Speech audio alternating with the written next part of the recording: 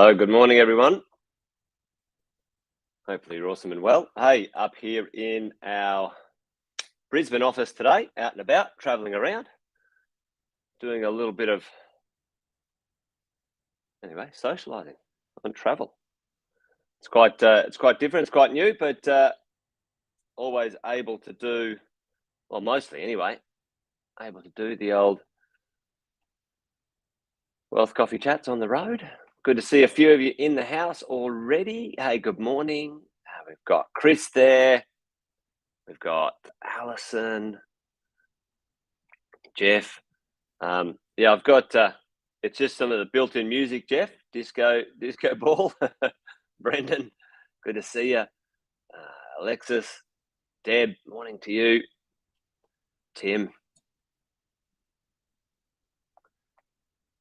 Yeah, there you go. Anyway, it was a 50-50 bet, Tim. But yeah, folks, the interest rates are on pause, which was to be expected, fairly expected. Like I've said a few times to you guys before, the best way to understand a few of these things is to go and find where aggregated a lot of opinions and ideas are aggregated into putting their money where their mouth is, right? And the best way to have a look at interest rates in Australia and many places in the world is the aggregated opinion of bonds, the price of bonds, which is sort of hitches its wagon to interest rate prices. Anyway, there you go. But this morning, that's not what I'm here to chat about today. But by default, interest rates are pausing, team. Here's the call. Here's the general gist of it. If inflation goes down, because inflation is a historical measure, so we're like waiting for figures from a month ago or 2 months ago. Inflation continues to go down, interest rates will stay on pause, folks. The RBA is going to wait for all of the interest rate rises to flow through into, there's about 30 to 40% of mortgages are still to come off fixed interest rates this year. And they want to see what goes on there, right? Inflation numbers and figures have gone down a smidgen. That's enough for them to say, all right, well, let's hold our horses. We've done sort of 10 interest rate rises in a row, the highest interest rate rises in a row we've had, I think, in history. So they're backing off a little.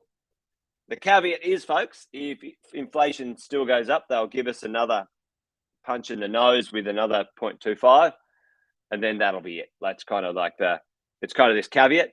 But the thing we all know, I've talked about this ad nauseum, is that we're already underway. We're already underway with the next property cycle, and it's a 10 to 15 year cycle. And today I wanted to say, all right, what do you guys think? What do we think that's going to drive the next 10 to 15 year cycle in real estate? And something is already underway, and it's kind of in sequence. I'm going to talk about today. There's 5 major key drivers that are going to drive the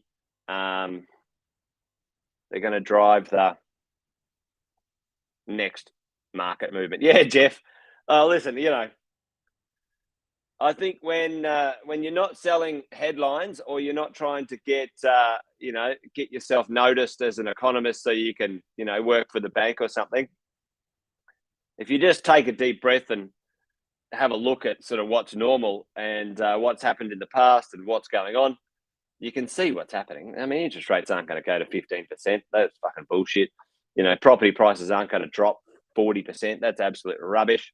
That's all just headline malarkey. We all know that. That's why you guys tune in every morning, because the media comes at us, with so much fear and ignorance. It's not funny. But anyway, let's talk about, hey, we picked it. We've been talking about it for 6 months, 12 months. Interest rates this year are going to pause. Maybe even by the end of this year, they'll go down. Certainly by the beginning of next year, they'll start to come down. We are already underway with the next cycle. What are the things that are going to drive the next cycle? All right, put it in the chat. Let's go. What do you guys think?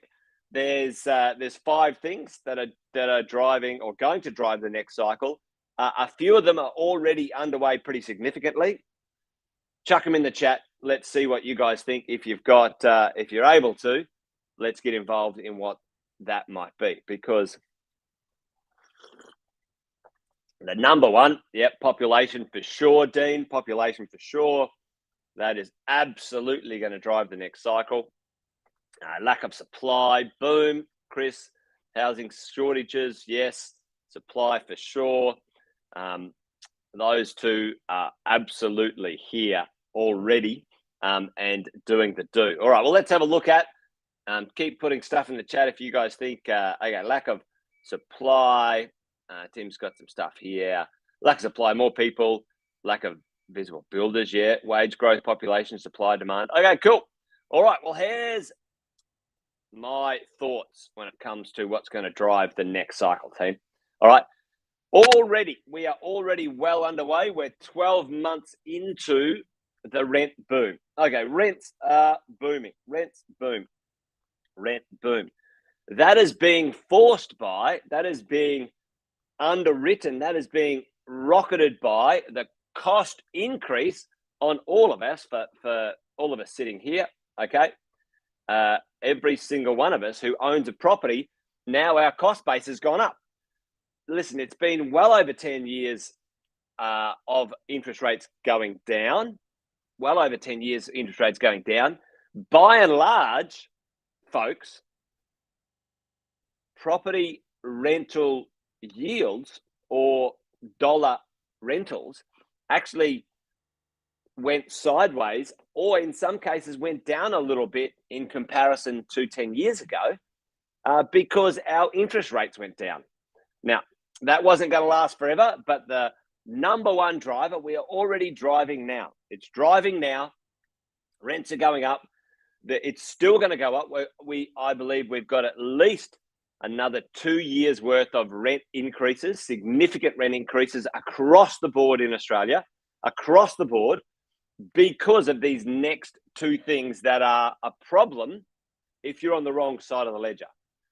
Rents going up, interest rates coming down a little bit next year will take the heat out of that interest or the rents being forced up, but it certainly will make, and I did this yesterday, go and check out yesterday's, within 2 years, every property will be positive cash flow again. That's my call, especially if you understand what you're doing, especially if you can manage when interest rates go down, reset your loans. When rents go up, put your rents up. Okay, so number one, rents are booming. Population is booming. All right, we are already at record numbers of permanent migration. So the government is opening the doors and saying, yep, we need more people. We don't have, the stupidity of the government. Yeah, well, that's true, isn't it, Brendan? Let's face it.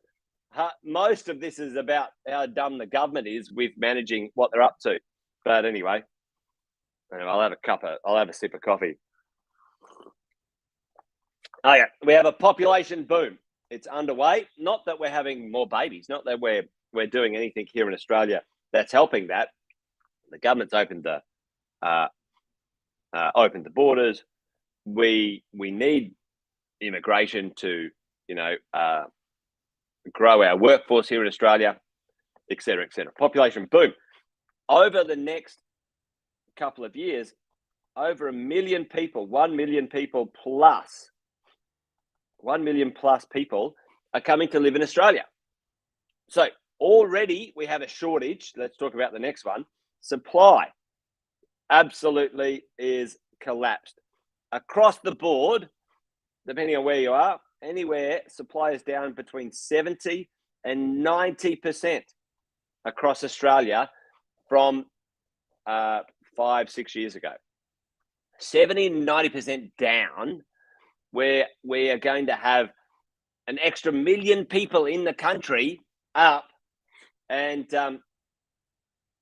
we've got huge amounts of pressure in the market to make the rents go up. And when interest rates go down, that's when people can afford to buy real estate already. If you have a look at SQM research, I talk about this all the time, a leading measure. The furthest you can get into the future when it comes to real estate values is the asking price of a property for sale today, because if it's on the market today, it becomes statistics anywhere from 2 to 3 months into the future. Okay, so the asking price, go and have a look at SQM research. The average asking price across most cities and average across the whole of Australia has increased in the month of March. Okay, hasn't decreased. So supply, existing supply, new supply, absolutely poleaxed. And on the back of, unfortunately, very sadly for Australia, is the collapse of many, well over 25 of our largest home builders in Australia have collapsed. Have gone, one of the most recent ones, just having a mental blank, 1,500 homes in Melbourne. Someone put it in the chat for me. I have an absolute mental blank right now. The recent builder that just went into liquidation and had a lot of homes in Melbourne. Trying to think on the fly. Maybe I haven't had enough coffee. Anyway, so that's 1,500 houses, folks. And across the board, Porter Davis. Thanks, Chris. Yep. And there's well over 25 large builders across Australia, anywhere from having 300 to 1,500 houses in the pipeline under construction. Not going to happen anytime soon, right?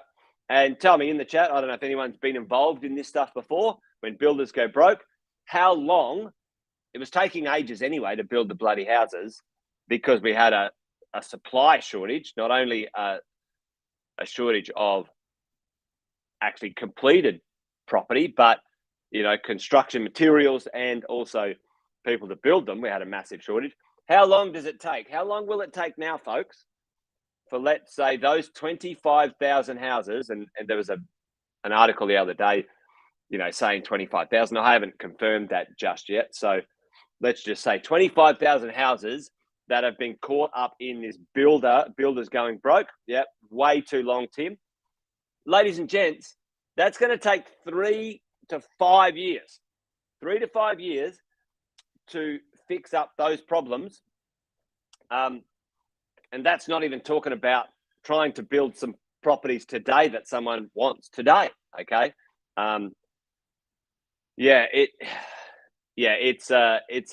It's a damn disaster, Alexis. And well, there you go. Like, local schools are being impacted, all sorts of stuff, team. And it's a national disaster, actually. And the government's doing 2/5 of fuck all about it, excuse the French. And they should be fixing it up. They friggin' caused this problem. Anyway, I'm not going to get off track today because I need to get to the end of my conversation this morning. Right, so supply, absolute disaster. If we're lucky, we might, well, that's it, Chris. And then that's what happens. What happens is the builders go, I can't risk my livelihood and my life on this. I'm just going to move. I'm not going to be a builder anymore. This is rubbish. This is bullshit. And absolutely, the buyers, everyone's losing, Alison, in that mix. And it's not great. On the flip side, if you say, right, there's a flip side, there's a positive and a negative. On the positive, if you are on the positive side of this stuff, then you're going to benefit financially. And that's just the way the cookie crumbles right now for the marketplace. What else is going to drive the next cycle? Right. Infrastructure. Okay. Tell me right now, I don't know if you guys have seen this, but infrastructure in Australia it's unbelievable government spending and a large amount of infrastructure, events, and activity. Things like the Olympic Games, folks, in Brisbane. Okay, it's a building cliff. You're dead right. We've got a mortgage cliff. We've got a building cliff. We've got cliffs everywhere. Don't walk off them, right? As we go along, right? So the next cycle, infrastructure, record. Just an example down in Melbourne, the largest public infrastructure project ever in history in Victoria. What is it? Tell me that one in the chat, folks. It's underway. It's going to be around for ages. There's lots of other projects. I've got a slide or a stat. Actually, I think I might be able to pull that one up. Let me see if I can. I think I've got a slide here from. Check out this. Can you guys see that? There you go. Victoria, is a beneficiary. Infrastructure records. Yeah, the train, folks. Check this out. 21 extra, 21 billion. Use a better color pen, Jason. 21 billion extra in Victoria. So that's pretty interesting. New South Wales, an extra billion. SA, an extra 1.3 billion. WA, an extra 2 billion. The ones that haven't changed. Queensland's gone down. This is from the federal government of recent times. Tassie stayed the same. ACT stayed the same. Northern Territory stayed the same. But the local government in Queensland is stepping in to do a bunch of these things. All right, so let's have a look at this. What is the go? What's going to drive the next cycle? Tell me in the chat. Do you guys know what the next cycle? Yeah. Yeah, we've already got our trains sorted, Alison. There you go. What do you guys think? There's a little. It's not a secret squirrel here, but it's something. It's a once in a lifetime thing. What's going to drive the next cycle? We've got 4 things already going our way, folks. 4 things are going our way. That they are certainly going to drive the next cycle. Anyone know what this once in a lifetime, once in a demographic thing that is underway right now? Also, anyone know what it is? Com Games, Olympics. Yeah, Jeff. Well, that's certainly once in a lifetime. But let's have a look at this. What's going to drive the next cycle of pricing across the country? Well, here's the big thing that rates are still like rates are going to be. I mean, let's face it, Tim. Build to rent. Build to rent's one of those things, Alison, that it could be. Build to rent could be a problem. The banning of TikTok. Yep, that's so good. Build to rent could be a problem for the real estate market. Anytime the government gets involved and messes with this stuff, they fuck it up. Excuse the French. They just the NRAS, National Affordability Rental Scheme. They've stuffed it, right? They've ruined the value of boomers. Stephen is on it, right? They've ruined the value of some real estate. The biggest structural change ever in history, boomers checking out, right?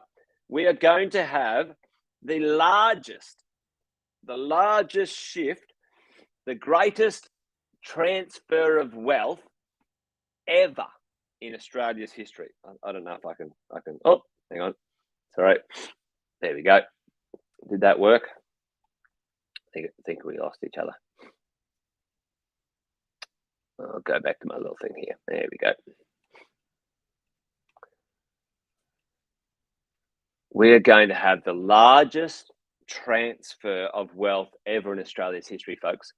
The richest demographic we have ever seen, and statistics say we will ever see. Yep.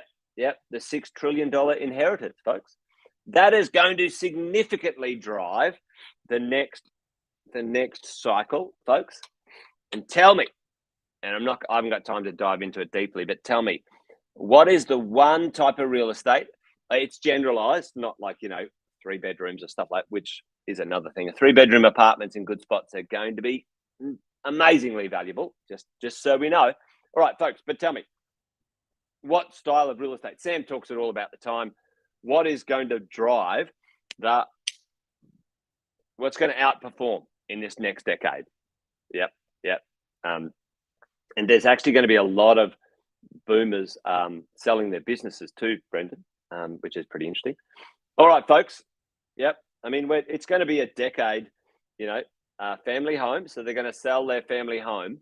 But then, boom, Jeff is on it. Nice, Jeff. Good work. Right. They are going to go to flight to quality, folks. Flight to quality. You think about this. You think about it right now. Over the next decade, they're going to sell their family homes for record prices. Record prices, okay? Record prices. They're going to have, low to no debt. They're going to have many millions of dollars. What type of real estate, what type of lifestyle will the majority of them want to own and buy? Okay, just think about that.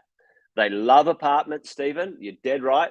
And we already see it here because we manage and sell secondhand apartments in Brisbane with our residential agency. That's where I am today. 3-bedroom apartments or really good quality 2-bedroom apartments. People are loving. Anyway, but also the other one is the green change where they rack off into the country and buy a little bit of land. But that's going to be less than the others. Anyway, hopefully that makes sense. There are 5 big drivers. 4 we know about, folks. We're on them, like we're all over them. The last one, that one's going to accelerate wealth like it's going to be some crazy times out there. Interesting times. Anyway, that's it. I'm done. Magnesium pools. It's so true, Jeff. It is going to be. And one of the things, Sam was on this ages ago, folks. Sam was already on this ages ago, right? Not only flight to quality, but real estate that is attached to wellness.